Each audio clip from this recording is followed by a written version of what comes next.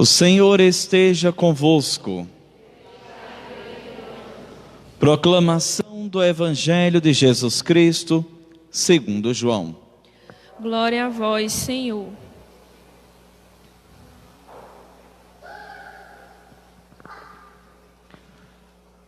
Naquele tempo, Jesus foi para o outro lado do mar da Galileia, também chamado de Tiberíades. Uma grande multidão o seguia, porque via os sinais que ele operava em favor dos doentes. Jesus subiu ao monte e sentou-se aí com seus discípulos. Estava próxima a Páscoa, a festa dos judeus. Levantando os olhos e vendo que uma grande multidão estava vindo ao seu encontro, Jesus disse a Filipe: onde vamos comprar pão para que eles possam comer? Disse isso para pô-lo à prova, pois ele mesmo sabia muito bem o que ia fazer. Filipe respondeu: nem 200 moedas de prata bastariam para dar um pedaço de pão a cada um. Um dos discípulos, André, o irmão de Simão Pedro, disse: está aqui um menino com 5 pães de cevada e 2 peixes. Mas o que é isso para tanta gente? Jesus disse: fazei sentar as pessoas. Havia muita relva naquele lugar, e lá se sentaram aproximadamente 5.000 homens. Jesus tomou os pães, deu graças e distribuiu-os aos que estavam sentados, tanto quanto queriam. E fez o mesmo com os peixes. Quando todos ficaram satisfeitos, Jesus disse aos discípulos: recolhei os pedaços que sobraram, para que nada se perca. Recolheram os pedaços e encheram 12 cestos com as sobras dos 5 pães, deixadas pelos que haviam comido. Vendo o sinal que Jesus tinha realizado, aqueles homens exclamavam: este é verdadeiramente o profeta, aquele que deve vir ao mundo. Mas, quando notou que estavam querendo levá-lo para proclamá-lo rei, Jesus retirou-se de novo, sozinho, para o monte. Palavra da salvação. Glória a vós, Senhor. Aleluia, aleluia, aleluia, aleluia,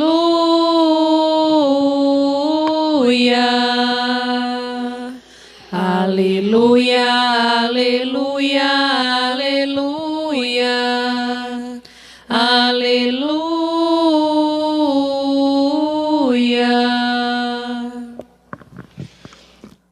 Queridos irmãos, queridas irmãs, somos todos iguais, filhos do mesmo Deus. A todos nós o Senhor concedeu o dom mais precioso, o dom da vida. A todos nós o Senhor criou corpo e alma. Nem só corpo, nem somente alma, mas corpo e alma o Senhor nos criou. Porém, na nossa convivência, seja em casa ou fora de casa, tratamos as pessoas com diferenças. Ninguém trata o amigo da mesma forma que trata o pai. até uma deturpação com relação a isso. Deixa eu aproveitar para ensinar, porque há muito tempo existe um ditado dizendo que o pai e a mãe devem ser o melhor amigo do filho. Isso é verdade? Não. Pai, não seja amigo do seu filho, seja pai. Amigo se arruma nas esquinas, na escola. Pai não se encontra em lugar nenhum. Mãe, seja mãe do seu filho e não amiga. Quando teve aqueles momentos de noite doente, nenhum amigo veio tomar conta. Foi o pai e a mãe que perderam noites de sono, que correram para cima e para baixo para que aquele filho escapasse. Então, pai é pai, mãe é mãe, amigo é outra coisa. Não confundamos. Então, nas nossas relações, sejam em casa, seja fora de casa, na igreja ou fora da igreja, tratamos com diferenças. Claro, é diferente eu tratar João, que eu conheço, convive comigo, desde quando eu era lá de Puxinanã, e tratar uma pessoa que eu estou conhecendo hoje pela primeira vez. Há diferenças. Eu estou dizendo isso para a gente compreender o seguinte: que aquelas pessoas que nós amamos, nós geralmente cuidamos melhor, respeitamos mais, ajudamos mais, até oferecemos o que temos de melhor. Basta ver quando chega uma visita na nossa casa, que a gente gosta tanto. Às vezes tem pessoas que saem do próprio quarto para deixar a visita, porque gostam daquela pessoa. Qual é a grande disputa na festinha de aniversário? Quem vai comer o primeiro pedaço de bolo? Porque aquele que recebeu o primeiro pedaço, quer dizer que é uma pessoa muito querida, muito amada. Há até um programa de televisão nesses dias, que cuida de casamento, que a hora de partir o bolo é a mega festa. Mas a mega festa tem direito a tudo, a refletores, a luzes, somente para mostrar quem vai receber o primeiro pedaço. Porque aquele tem até discurso, homenagens, música especial. Tudo isso para dizer, não é que o bolo é gostoso, é para dizer que aquela pessoa que está recebendo é muito amada, é muito querida, é muito respeitada. Na primeira leitura que nós ouvimos do livro dos Reis, um homem vai oferecer ao profeta, o enviado de Deus, os frutos da primeira colheita, os primeiros frutos, como se dissesse: a obra de Deus é mais importante, as coisas de Deus é mais importante, o meu Deus é o mais importante, então a Ele eu dou o primeiro, eu dou o melhor. Aí a gente lembra o que eu já disse a vocês algumas vezes, que muitas pessoas tratam Deus como um cachorro ou como um porco. Ninguém faz um tacho de feijoada para o porco comer, vocês já fizeram? Ninguém bota uma lasanha no fogo e diz assim: Ítala, para que essa lasanha é para o meu cachorro? Não, o cachorro ele come o resto, o porco recebe o resto. E infelizmente tem pessoas que fazem assim com Deus. Eu tenho o dia todo para mim, se sobrar, eu me lembro de Deus. Ou seja, Deus é o meu cachorro, se sobrar, eu dou a Ele. Eu dou um tempo, eu dou uma ajuda, eu dou o meu sim, eu colaboro, eu sirvo.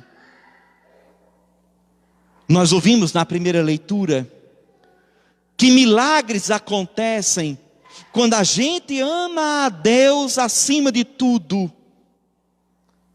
Aquele homem leva a sua oferta para o profeta, e quando a oferta chega na mão do profeta, o profeta diz: vamos dividir. E ele diz: como é que eu vou dividir esse pouquinho? Não vai dar para ninguém. E o profeta insiste: vamos dividir. Como se dissesse: você não está colocando Deus em primeiro lugar? Pois creia que Deus vai dividir, não vai deixar faltar. E nós temos tantas histórias assim na nossa comunidade. Olha essa igreja. Uma pessoa bater no peito e dizer: eu construí a igreja de São Sebastião. Que nada. Quantos suor não tem aqui? Quantos quilinhos de feijão não deixaram de ser comido e um trazia a oferta daqui, outro da acolá, outro dizia só tem areia, outro dizia tem um tijolo, não, eu vou ajudar, eu vou destelhar a igreja, eu vou colaborar, eu vou vender uma rifa, eu vou fazer uma quermesse, eu vou ajudar na festa, cada um com o seu pouquinho, e o pouquinho de cada um, olha o que se tornou. E assim temos experimentados nas nossas pastorais, movimentos e serviços. Quantas graças, nós temos exemplo, nós temos testemunho de sobra. Quando tem os nossos momentos, como a festa da misericórdia, o restaurar, o santifica, como aconteceu o ano passado, o que é uma latinha de sardinha para eu ajudar? Mas aquele pouco de cada um, quando cada um coloca Deus em primeiro lugar, foram 2.800 e poucos quilos de alimentos. Tudo começando com a oferta de cada um. Então a lição que nós tiramos da primeira leitura é: ame a Deus acima de tudo. Coloque Deus em primeiro lugar. Respeite Deus como seu Senhor. Trate Deus como seu Senhor. E o milagre vai acontecer. E a graça do Senhor não vai faltar. Ele não desampara nenhum daqueles que ajuda. Nossos dizimistas sabem bem disso. As pessoas que ofertam, que trazem doações para os nossos serviços, sabem muito bem disso. Quando a gente pensa que está no fim, Deus mostra o começo. É a forma que Deus tem para dizer assim: eu te retribuo, eu te dou a graça. Tudo isso nos leva a refletir que somos essa família que o Senhor ama. A segunda leitura que nós ouvimos diz que todos nós estamos aí no mesmo pé de igualdade, porque todos nós somos filhos. E devemos nos comportar como filhos desse Deus. Devemos agir como filhos que cuidam, não filhos rebeldes, mas filhos que cuidam, que amam, que se ajudam, que fazem com que a graça aconteça e prevaleça em sua casa. Viver como família, mas cada um respeitando e vivendo a sua vocação. Olha o que São Paulo chama a atenção da comunidade de Éfeso. Cada um, mesmo sendo diferentes, mas cada um se comporte de acordo com a vocação que o Senhor lhe deu. Vamos traduzir para o nosso dia. Qual é a sua vocação? Sua vocação é de ser pai de família? Pois se comporte como pai e não como um perdido. Sua vocação é ser mãe de família? Pois se comporte como mãe e não como uma perdida. Sua vocação é ser sacerdote? Se comporte como sacerdote. Sua vocação é ser um leigo consagrado? Se comporte como leigo consagrado e não como perdido. Sua vocação é ser solteiro? Pois viva a sua solteirice, mas viva como um solteiro que pertence a Deus e não como um perdido. Cada um viva de acordo com a sua vocação, porque todos nós vamos prestar contas dessa vocação. Prestarei contas a Deus da minha vida, porque Ele me deu a vida. Mas também Ele vai perguntar: eu lhe dei a vocação de padre, e o que você fez com o seu sacerdócio? E prestarei contas daquilo que fiz com a minha vocação. E todos nós vamos prestar contas ao Senhor. No evangelho que nós ouvimos, Jesus continua a missão de fazer com que o reino de Deus seja conhecido, fazer com que o povo experimente a graça de Deus. Jesus sobe a um monte. Nós sabemos muito bem o que significa um monte. O monte significa o lugar mais perto de Deus. Por isso que você pode, é interessante você olhar na cidade de Amparo, aqui não é o lugar mais alto é ali. Mas mesmo esse local sendo a parte mais baixa da cidade, para você entrar na igreja, você tem que subir degraus lá. Para chegar no altar tem que subir, para chegar no Santíssimo tem que subir. Isso é justamente para lembrar isso do Evangelho. Aqui é o monte onde Jesus se encontra. Aqui é a montanha onde Ele sobe para ficar perto do Pai e nos leva.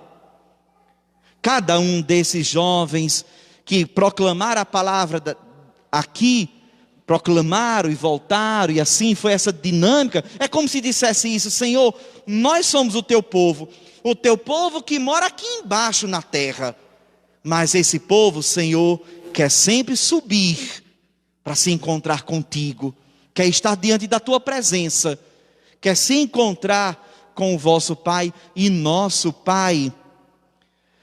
Jesus olha e vê aquela multidão que vem ao encontro dele e pergunta a Filipe: o que é que vamos fazer para dar de comer a esse povo? O próprio São João ele diz isso só para provocar Filipe, porque ele já sabe o que é que vai fazer. E aí olha a atitude de Filipe e a atitude de André.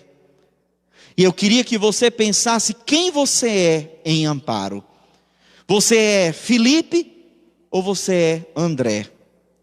Filipe, quando Jesus diz assim: o que é que vamos fazer para dar de comer? Filipe diz: não tem pão, não tem nada não, meu filho, não dá para ninguém não.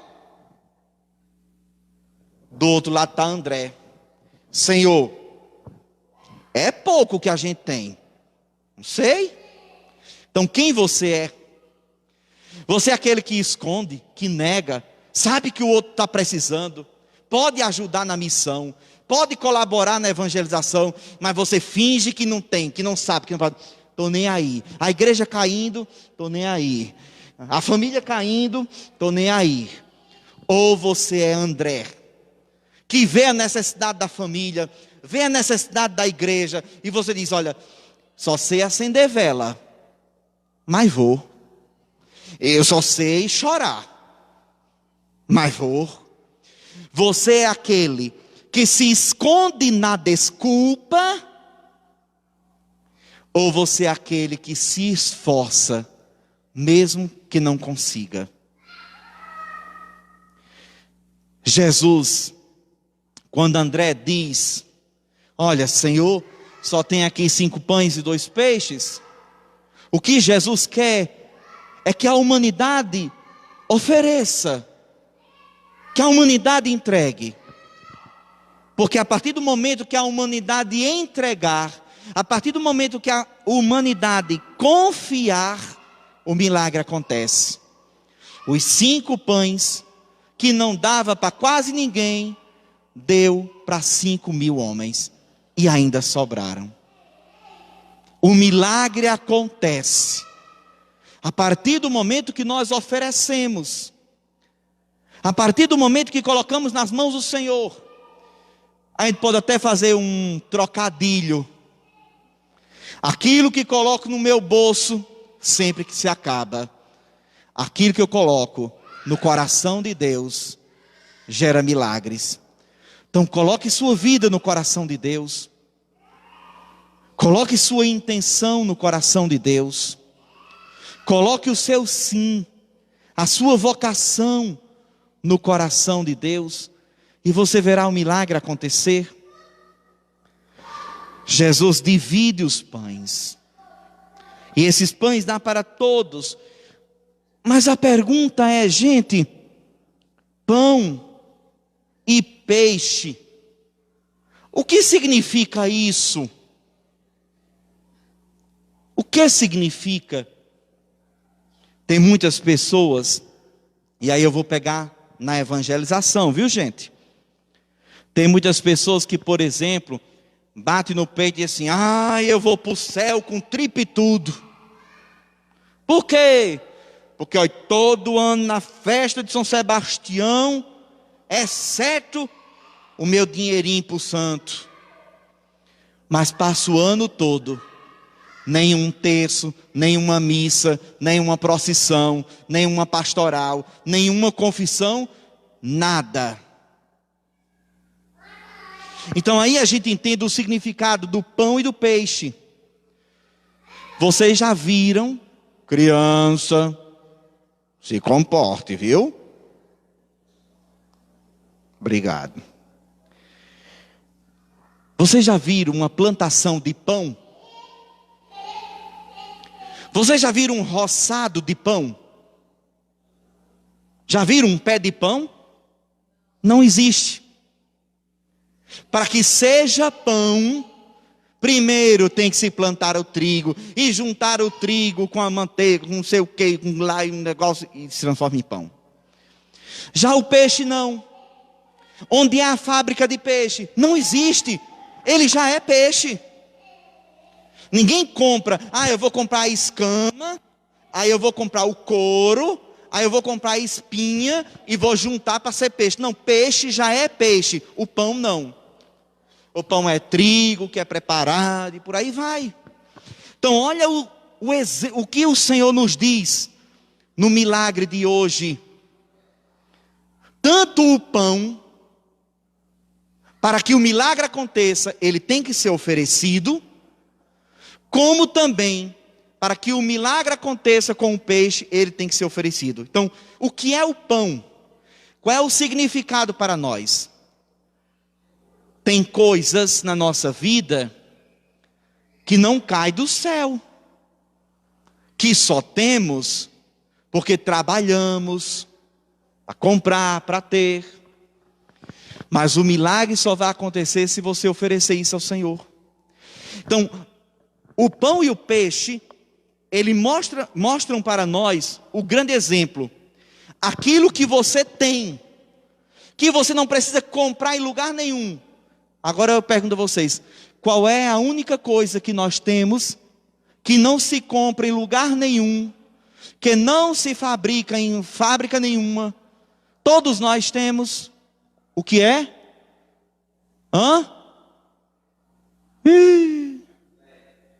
A vida. É a vida. Então, por mais que você diga, Senhor, não tem nenhum pão, eu não tenho nenhuma oferta para a igreja, mas você não tem sua vida? Ofereça então você. Ofereça você. Eu não tenho nenhum bode para oferecer para o serviço da igreja, mas você não tem a vida? Ofereça você. Venha você. Então, o peixe simboliza aquilo que todo mundo tem, que já está pronto. A vida, a nossa vida tem que ser ofertada a Deus. Uma vida que se entrega a Deus é uma vida de milagres. É uma vida de multiplicações. Mas uma vida que é mesquinha, que só pensa em si, eu só penso em mim, primeiro eu, depois eu de novo, e se eu morrer é eu. É uma vida que nunca vai ver um milagre, porque não se oferece, não se entrega a Deus. Da mesma forma, aí eu pego aquele exemplo, duvido quem nunca escutou isso. Quando vai se fazer até as campanhas da igreja. Tá. Eu vou ajudar não, menina. Tá chovendo dinheiro na minha casa. Se eu não trabalhar, não chega não, viu? Mas e sua vida? Se eu comprou aonde? Se você está vivo, de onde é que vem a vida? Eu nunca vi morto trabalhar. Eu nunca vi morto receber. Se você está recebendo, é porque está vivo. Então, da mesma forma, o pão, ele não pula do roçado, pão. Ele é trigo. Mas ele vai trabalhando, até virar pão. Então, da mesma forma, é o seu trabalho, é o seu suor. Mas se você vai trabalhando, se transforma. Então, a palavra de Deus hoje, na multiplicação dos pães, tanto nos ensina a confiar, entregar a Deus e confiar que Deus faz crescer, como também nos leva a refletir que tanto aquilo que eu trabalho, como o pão, devo oferecer ao Senhor, como também aquilo que eu sou, a minha vida, eu devo também oferecer ao Senhor. São os dois. São os dois. É interessante, gente. Pensa comigo. Queime o juízo comigo, viu? Vocês não vão ficar careca não, só eu. Olha só. Pão. Para ser pão é trabalhado. É tantos meses plantando o trigo, depois arranca, depois moe e vai até chegar na padaria e virar pão. É trabalho. O peixe não. Ele já sai da barriga da mãe peixe, e cresce peixe, e morre peixe. Ele já é peixe. Os dois são entregues a Jesus. O milagre acontece. Aí vamos pegar a nossa vida. Eu ajudo na obra da igreja, porque eu tenho trabalho assim, eu trabalho nisso, tenho um dinheiro disso, que vem disso, eu oferto, eu colaboro, eu ajudo, eu contribuo, blá, blá, blá, blá. Ah, mas você participa de alguma coisa? Não. Então olha só, ficou só aqui, cadê o peixe? Cadê a vida? Você acha que o milagre acontece somente com o dinheiro? Não. O milagre só acontece quando junto com a oferta vem o peixe, ou seja, vem a vida. Os dois são milagres, se multiplicam. Mas o Evangelho diz, o pão e o peixe, depois de multiplicado, o que é que sobra 12 cestos? É o pão ou é o peixe? Hã? Grito, pode gritar, minha filha, é o quê? Muito bem, porque o povo daqui de baixo tudinho estão entalado com pão. Por isso que não responderam. Então, o que é que nós aprendemos com essa parte do Evangelho de hoje? Eu ofereço a minha vida ao Senhor, é o peixe. Eu ofereço também aquilo que eu tenho de trabalho, ou seja, eu ofereço o meu dízimo, a minha oferta, a feirinha, o prato de pão, o prato de papa, qualquer oferta. Eu ofereço aquilo que eu tenho do meu trabalho. Pronto, então, oferta do trabalho, oferta da minha vida, milagre acontece. O que é que nunca vai faltar, que vai sobrar ainda na nossa vida? Aquilo que ofertamos no nosso trabalho. Não é a vida em si. A vida é bem clara. Só temos uma.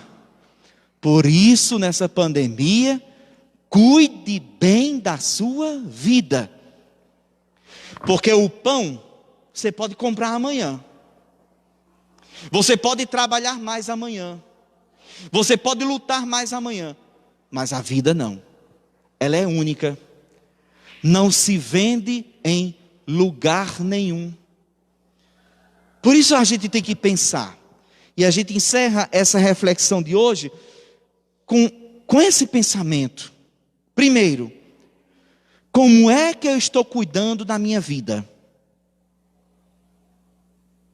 O dom que Deus me deu. A graça que Deus me deu de estar vivo. Como é que eu estou cuidando da minha vida? Eu estou confiando a minha vida nas mãos do Senhor? Eu estou ofertando a minha vida nas mãos do Senhor? Ou eu faço o que eu quiser, na hora que eu quiser, do jeito que eu quiser, não dou satisfação a seu ninguém, nem a Deus, nem ao mundo? Segundo ponto de reflexão. E o pão que nós temos? O meu trabalho, o meu sustento, a minha família, o meu roçado, o meu ganha-pão, o meu comércio, a minha aposentadoria, a minha gorjeta, aquele trabalhinho. Como é que nós cuidamos dos bens que Deus me deu para que eu pudesse sobreviver? Eu cuido bem? Eu zelo bem?